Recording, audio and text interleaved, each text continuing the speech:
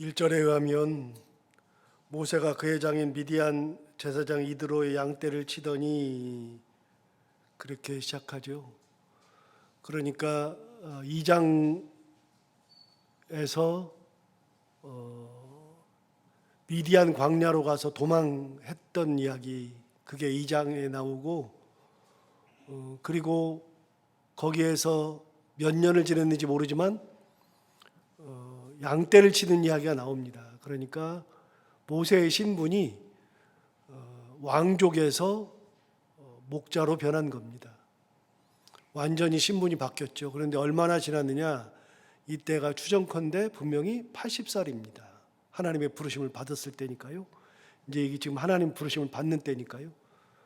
그 1장과 2장의 차이가 40년, 2장과 3장의 차이가 또 40년. 그러니까 막 시간이 훅훅 지나가죠. 그 40년 사이에 모세는 광야, 미디안 광야에서 왕궁에서의 생활을 뒤로 하고 목자로서 살았으니까 이제는 뭐 자기 인생 처음에는 뭐 내가 왜 이렇게 되었을까, 뭐 이게 뭐야, 뭐 이렇게 자기 신세를 한탄하기도 하고 내가 그때 참을 걸, 왜 사람을 죽여가지고 뭐 이런 생각도 하고 후회도 하고 여러 가지 생각을 많이 했겠지만 40년이 지난 지금은 그런 생각을 할 때가 아닙니다. 왜 그러냐면 시편 90편에서 90편 10절에서 우리가 잘 아는 말씀, 제가 많이 인용하는 말씀, 우리 연수가 70이요 강건하면 80이라도 그 연수의 자랑은 수고와 슬픔뿐이요 신속기간이 우리가 날아가니이다. 이 시편 90편 10절의 이 말씀이 우리 연수가 70이요 강건하면 80이라 그랬는데 그게 이제 전 창조 이후에 계속 적용되는 것은 아니잖아요. 왜냐하면 뭐 처음에 아담은 900몇 세, 뭐 처음에는 뭐 900세 이상도 살고 그다음에 180세, 170세 뭐 이렇게 쭉 살았으니까요. 그런데 모세 시대에 우리 연수가 70이요 강건하면 80입니다. 이거 누가 시편에 150편 시편 중에 다윗이 지은 시편이 73개라 그랬죠. 딱 거의 반절에서 2개 모자라는 73개. 나머지는 뭐 고라 자손이 짓기도 하고 뭐 여러 사람이 지었는데 그 중에 시편 중에 유일하게 딱 하나 모세가 지은 시가 시편 90편입니다. 시편 90편만 딱 모세가 지었는데 모세가 지은 시에서 모세가 뭐라 그랬냐면 우리 연수가 70이요 강건하면 80이라도 그랬습니다. 그러니까 70살 먹으면 살 만큼 산 거고요. 다 죽는 거고요. 모세 시대에 강건한 사람이 80까지 사는 겁니다. 모세 시대가 그랬습니다.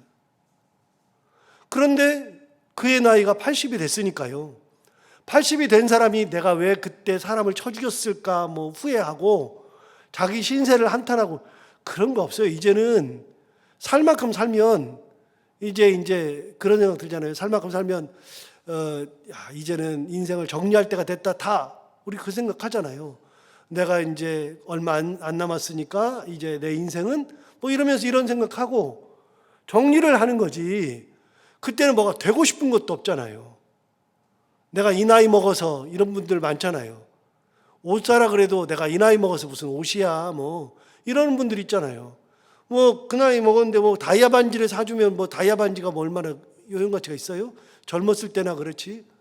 나이 들면 뭐 이런 거 욕심들이 조금은 사라져요. 뭐가 되겠다고 하는 것도 없어져요. 당연한 거 아니겠어요? 그럼 모세가 무슨 뭐 내가 이스라엘의 지도자가 되어야지 그런 생각 해보지도 않아요. 이제는 어떤 생각해요? 인생을 정리할 때. 강건하면 80이라 그러는데 자기 나이가 80인데요. 인생을 정리할 때가 된 겁니다. 모세 같은 사람은 산전수전을 다 겪었죠. 여러분 산전수전이 뭐예요? 산전이라고 하는 것은 산자에다가 전쟁할 전자잖아요. 그러니까 산에서 전쟁하고 수전, 물에서도 전쟁하고 우리는 원래 없던 단어까지 넣어서 만들잖아요. 산전수전, 공중전 뭐 이렇게도 얘기하잖아요.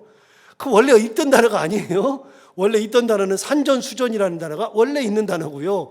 공중전은 우리가 그냥 붙인 단어예요. 그 산전수전을 다 겪었다. 그 말은 인생에서 진짜 겪을 일 못 겪을 일 다 겪은 연세 드신 분들이 하는 얘기가 산전수전 겪었다고 얘기하는 거예요. 모세가 딱 그 짝이죠. 이제 뭘 바래요? 아무 이제 바라는 것도 없고 후회도 없고 한탄도 없고 뭐 이렇게 그런 나이인데, 그러니까 이제 40년 동안을 목자로 살았으니까요. 40년 동안 목자로 살고 이제는 죽을 날을 기다려야 되는 그때 이드로의 양떼를 친 거죠. 여러분 1절을 잘 보세요. 이렇게 말했어요. 모세가 그의 장인 미디안 제사장 이드로의 양떼를 쳤다. 여러분 이게 이 양이 모세의 양이에요? 장인 양이에요? 장인 양이에요. 80살이 되었는데도 내 양떼를 치지 못하는 거예요. 그럼 장인 양떼를 치는 거예요. 죽을 때가 다 되었는데도 장인한테 빌부터 살았다. 그런데 모세는, 여러분 야곱은요 외삼촌 라반의 집에 가가지고서는 어떻게든지 재산 늘려보려고 막 애쓰고 막 힘쓰고 애쓰고 그래서 재산을 놀리면서 막 어떻게 했냐면 나중에 저 외삼촌이랑 싸울 때 뭐라 그러세요? 당신이 내 품삯을 10번이나 바꿨지 않습니까? 라고 이야기할 정도. 그런데 라반도 알아요. 자기가 바꾼 걸 다 알아요. 품삯을 10번이나 바꾸면서까지도 라반은 자기 재산 안 주려고 그러고 야곱은 어떻게든 자기 재산을 가지려고 하고 막, 이게 인지상정 아니에요? 사람이 그런 거 아니에요? 그런데 모세는요 40년을 장인어른이랑 살면서도요 자기 양떼를 가지지 못한 사람이에요 이게. 그런데도 별로 모세는 그런 거예요. 그냥 인생 거의 포기하고 산 사람이 모세죠. 자기 장인은 이드로의 양떼를 쳤어요. 자, 그런데 1절 계속해서 볼까요? 모세가 그의 장인 미디안 제사장 이드로의 양떼를 치더니 그 떼를 광야 서쪽으로 인도하여 하나님의 산 호렙에 이르렀다. 여러분 모세가 양을 치다가 서쪽으로 가다 보니까 하나님의 산 호렙에 당도한 겁니다. 여러분 하나님의 산 호렙이 뭐예요? 호렙산은 우리가 잘 아는 것처럼 신의 산을 호렙산이라고 그러잖아요. 여러분 신의 산이 호렙산이냐? 정확하게 신의 산이 호렙산이냐? 말하기 진짜 어렵습니다. 여러분 모세가 죽은 산 이름이 뭐예요? 모세가 죽은 산 이름이 성경에 2군데 나오거든요. 모세가 죽은 산이 느보산이라고 나옵니다. 느보산이라고 나오는데 또 한 군데는 비스가산이라고 나옵니다. 그럼 느보산이냐 비스가산이냐 같은 산이냐? 굉장히 어려운 겁니다 이게. 그런데 이게 호렙산과 시내산도 같다고 봅니다만 어느 학자들은 같지 않다고 봅니다. 그러나 제가 생각할 때는 이 호렙산이 좀 크고 시내산이 그 큰 산 중에 이게 시내산이거나 반대로 시내산이 이런데 호렙산이 여기 그 가운데 있거나 그래서 거의 같다고 보여지는 겁니다. 그런데 오늘 성경이 뭐라 그러냐면 이 산을 이름을 뭐라 그러냐면 여호와의 산 그랬어요. 하나님의 산. 그러나 이 여호와의 산이라고 하는 이 호렙이 나중에 보면 신의 산이에요. 여러분 신의 산에서 뭘 받았어요? 십계명 받았어요. 이스라엘 백성들을 이끌고 십계명을 받았던 곳이 신의 산이에요. 그럼 모세가 호렙산에 딱 가는 순간에 야 여기가 십계명이 오는 산이야 그래요? 지금? 십계명을 받는 산이야 그래요? 모세가 나는 조금 있으면 지도자가 될 거야 그랬어요? 모세는요 자기가 지도자 될 생각을 아예 안 해요. 이제 계속 나오지만 지도자가 되라 그래도 하나님한테 나 안 된다고 몇 번씩이나 거절한 사람이 모세예요. 자기는 지도자 될 생각이 없어요. 지금 80살인데요 80살 강건하면 80인데 죽을 나이인데요 뭐래요. 그런데 자기도 모르는데 자기가 시내산 즉 호렙산까지 양을 몰고 왔더라. 그 호렙산에서 모세가 뭐 하고 있느냐?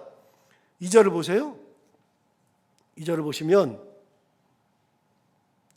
여호와의 사자가 떨기나무 가운데에서 나오는 불꽃 안에서 그에게 나타나시니라. 여러분, 우리는 떨기나무가 불이 붙었다는 건 다 알아요. 떨기나무에 불이 붙은 거잖아요. 그 희한한 장면 모세가 본 거 다 알아요. 그런데 2절 다시 볼까요? 여호와의 사자가 떨기나무 가운데로부터 나오는 불꽃 안에서 그에게 나타나시니라.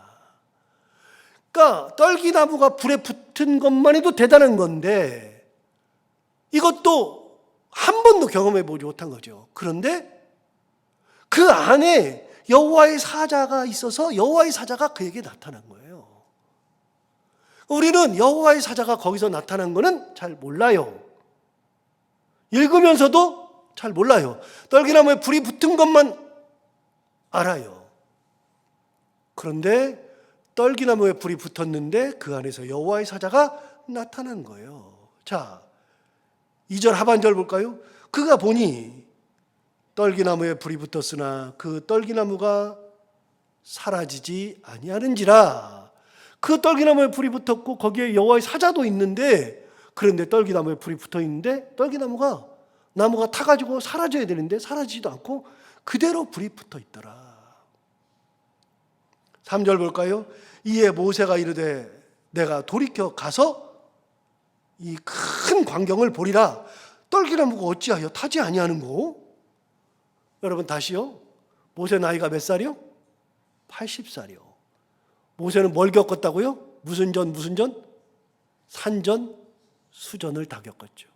우리식으로 하면 공중전까지 다 겪었죠. 모세는 그 나이 먹도록 모든 걸 다 경험했어요. 여러분, 모세가 40년 동안 광야 생활했어요. 40년 동안에 양을 칠 때 광야, 여기도 가보고 저기도 가보고 광야를 다 알아요? 광야에서 일어난 일들 다 알아요? 그래서 이런 일이 있으면 무슨 일, 저런 일이 있으면 저런 일, 그런 걸 다 알아요? 저는 이집트의 사막을, 바리아 사막을 가가지고서 사막에 가서 잠잔 얘기를 2번 했지만 그 곳을 갈 때마다 반드시 베두인족들이 가야 돼요. 베두인족들은 사막에 사는 사람들을 베두인족이라 그래요, 그냥. 그래서 베두인족들은요, 여기저기 많아요. 이집트에도 있고, 요르단에도 있고, 이스라엘도 있고, 여러 군데 많아요. 베두인족들. 그 베두인족들이 반드시 가야 돼요. 아니면 우리는 사막에 들어가는 순간 죽어요. 그런데 베두인족들이 사막을 갈 때 찝차를 가지고 간다고요. 찝차를 가지고 가는데 찝차에 사람들이 한 6명, 8명 이렇게 타거든요. 뒤쪽에. 그 찝차를 타고 가는데 그 찝차를 타고 쭉 들어가요. 그런데 거기가 사막 아니에요? 모래가 있는 거 아니에요?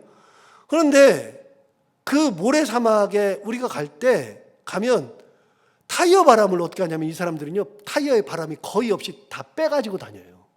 타이어 바람을. 왜요? 타이어가 넓적해져야 되거든요. 넓적해져야 모래에 안 빠지니까요. 여러분, 우리는 몰라요. 경험하는 사람들은 타이어 바람을 빼고 다녀요, 거의. 그런데도 빠져요. 저도 갔을 때 빠졌거든요.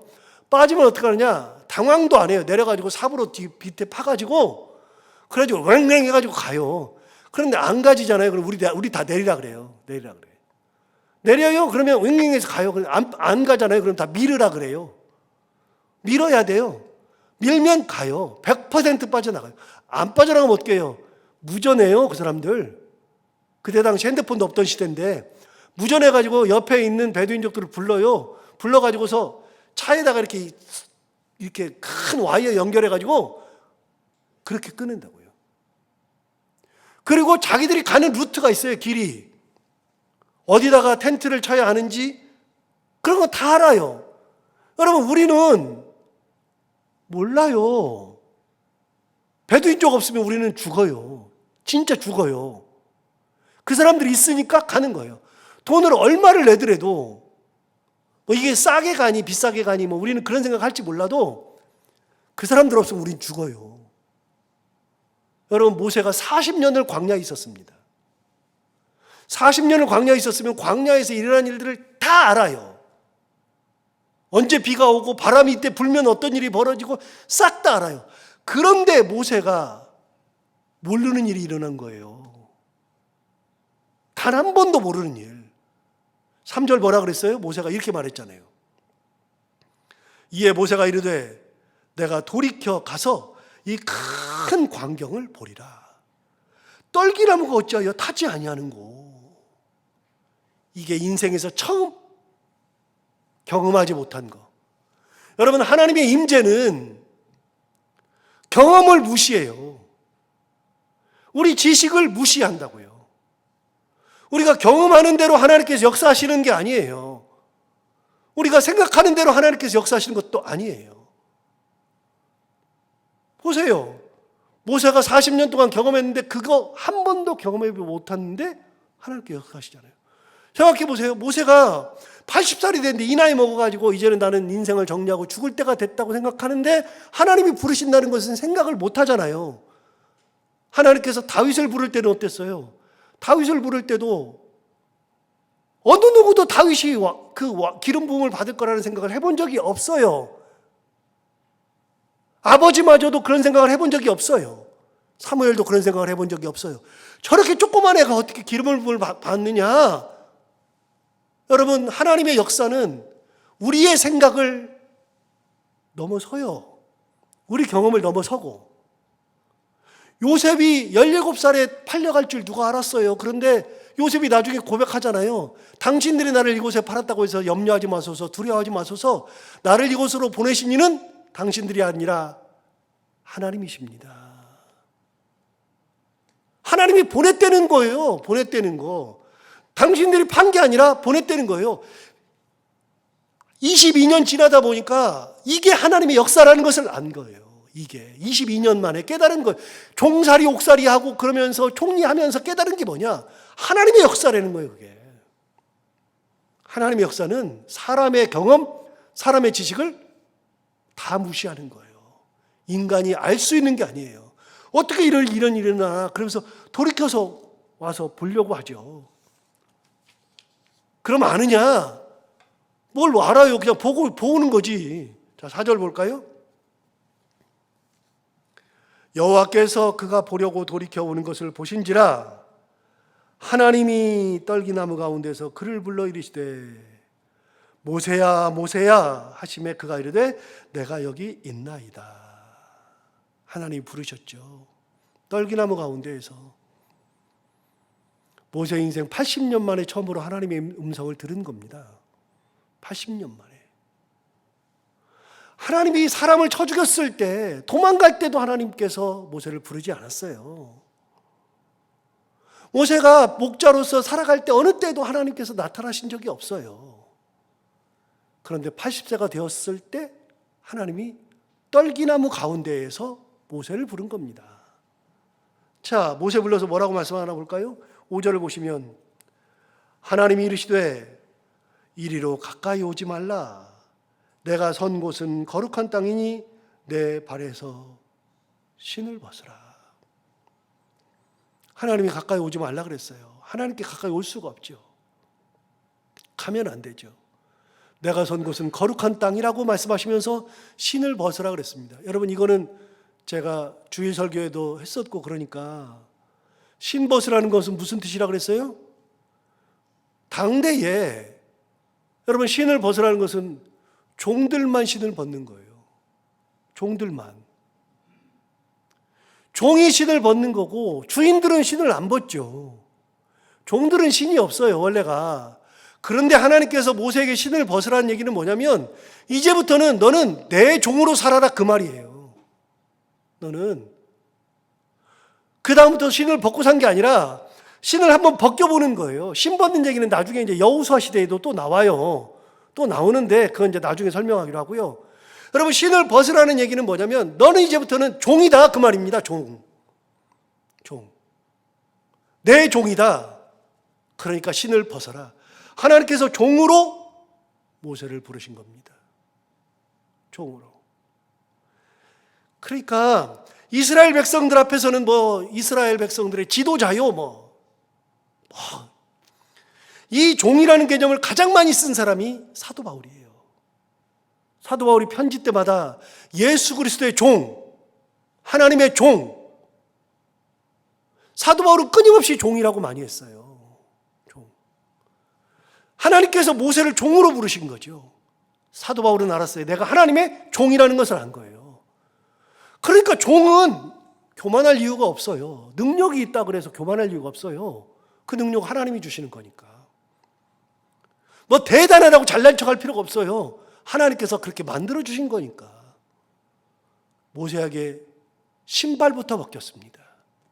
신발부터. 모세를 능력을 주시고 하나님께서 음성을 주시고 하나님께서 뭔가를 주시고 하는 것이 먼저가 아니라 신발부터 벗긴 겁니다. 너는 종이다. 정체성부터 주신 다음에 그 다음부터 모세에게 능력을 주시는 거죠.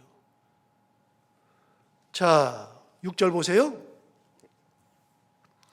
또 이르시되 나는 내 조상의 하나님이라 이니 아브라함의 하나님, 이삭의 하나님, 야곱의 하나님이니라.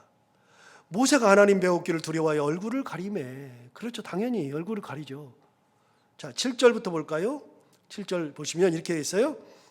여호와께서 이르시되 내가 애굽에 있는 내 백성의 고통을 분명히 보고 그들이 그들의 감독자로 말미암아 부르짖음을 듣고 그 근심을 안다. 핵심 단어는 내가예요. 내가 듣고 보고 안다 그 말이에요. 자, 이스라엘 백성들과 상관없이 모세는 40년을 광야 생활했어요. 그러니까 이스라엘 백성들과 상관없죠. 이제는 광야 생활했으니까 자기는 목자인데요. 뭐 자기 재산도 없는데요. 그렇게 살았는데, 그런데 하나님 뭐라 그러냐면 40년 동안이나 완전히 거기랑 떨어져 살았어요. 그런데 하나님 뭐라 그러냐면 내가 이스라엘 백성들, 애굽에 있는 내 백성의 고통을 보고 듣고 알고 있다. 다 하나님이 보고 듣고 아는 거죠. 다.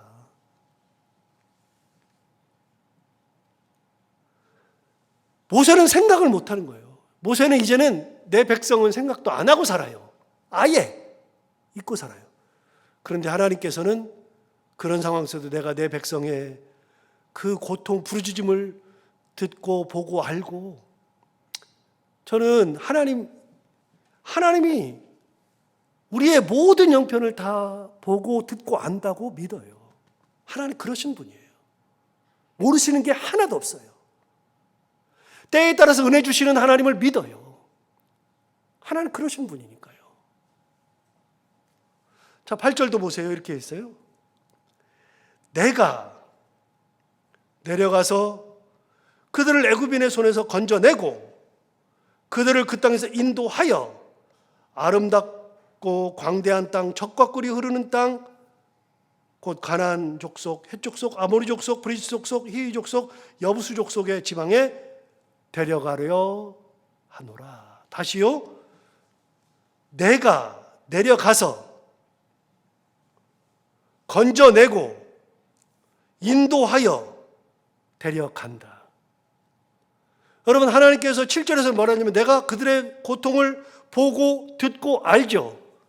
보고 듣고 아는 것으로 끝나는 게 아니라 이제는 내가 내려가서 그들을 애굽의 손에서 건져내고 그들을 그 땅에서 인도하여 아름답고 광대한 땅, 젖과 꿀이 흐르는 땅으로 데려간다. 하나님은 알고 듣고 보는 분만이 아니라 직접 내려가서 그들을 건져내고 인도하고 데려가시는 분이 하나님이세요. 그렇게 한대요. 누가 한대요? 내가 한대요. 내가 듣고 보고 알고, 내가 내려가고, 내가 건져내고, 내가 인도하고, 내가 그들을 거기로 데려간다. 다 내가 한대요. 그런데 9절에 보시면 이렇게 했어요. 이제 가라. 이스라엘 자손의 부르짖음이 내게 달하고 애굽 사람이 그들을 괴롭히는 학대도 내가 보았으니 이제 내가 너를 바로에게 보내어 너에게 내 백성 이스라엘 자손을 애굽에서 인도하여 내게 하리라. 내가 가는 건데 내가 너를 보낼 거다. 이렇게 말씀하시거든요.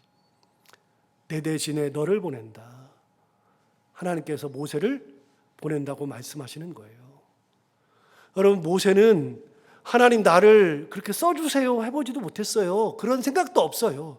근데 하나님은 모세를 이미 태어날 때부터, 일장부터, 학대부터, 태어날 때부터 자랄 때까지, 그리고 광야 생활 동안에도 모세를 잊어본 적이 없어요. 모세를 쓰려고 계획하신 거예요.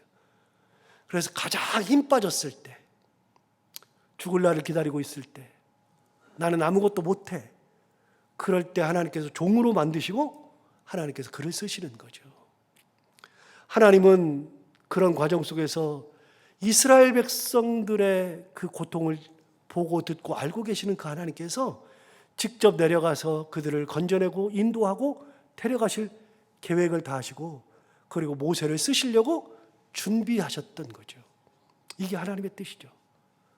하나님이 우리의 삶을 그냥 이렇게 강 건너 불구경하듯이 놔두시는 것이 아니라 우리가 살아가는 길을 아시고 보고 듣고 우리의 삶을 인도하신다는 거 다시 한번 기억하고 하나님의 은혜를 바라보며 살아가는 우리가 되기를 바랍니다. 기도하겠습니다. 하나님 아버지, 은혜를 감사합니다. 오늘 귀한 말씀으로 우리를 깨우쳐주시고 또 인도해 주셔서 감사합니다. 오늘 말씀을 듣고 보니까 하나님께서 이스라엘 백성들의 부르짖는 소리, 고통 가운데 부르짖는 소리를 다 듣고 그걸 보고 알고 계시고 하나님께서 이미 계획하셔서 내려가서 그들을 구원하고 인도하고 데려갈 그런 계획을 다 가지고 계시는 하나님, 어느 누구도 생각해 보지 못했던 이 모든 섭리를 가지고 계시는 그 하나님께서 모세까지도 준비하셨던 놀라운 것을 보면서 우리의 삶을 인도하시는 하나님, 우리가 가는 길을 보고 듣고 아시는 하나님께서 우리의 가는 길을 인도하여 주옵시고, 각각 한 분 한 분 가정의 기도 제목, 개인적인 기도 제목, 여러 가지 기도 제목을 가지면서 기도하면서 살아가는 성도들 한 분 한 분의 삶을 다 기억하여 주옵시고, 하나님께서 그들의 삶을 건지시고 인도하시고 동행하시고 이끄시는 놀라운 은혜로 우리의 삶을 인도하여 주시고 함께하여 주옵소서.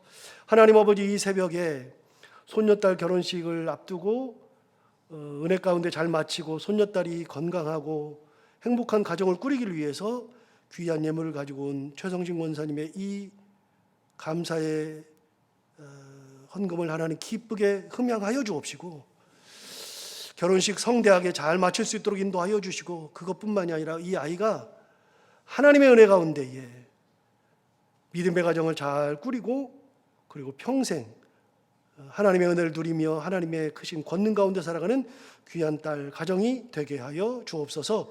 그 자녀들의 기도를 응답하시고 특히 목회하는 목사님의 가정도 지켜주시며 교회도 지켜주시고 노년에 더 하나님의 은혜 가운데 귀하게 잘 살아가는 귀한 권사님 가정 되게 하여 주옵소서. 하나님 아버지, 오늘도 기도하러 나온 사랑하는 모든 성도들의 기도를 응답하여 주옵시고, 오늘 들은 이 말씀이 우리 가운데 힘이 되기를 원하며 해야 되는 것들을 기쁨으로 감당하고 만나는 분들과 함께 웃고 행복한 하루가 되게 하여 주옵소서. 예수님 이름으로 기도하옵나이다.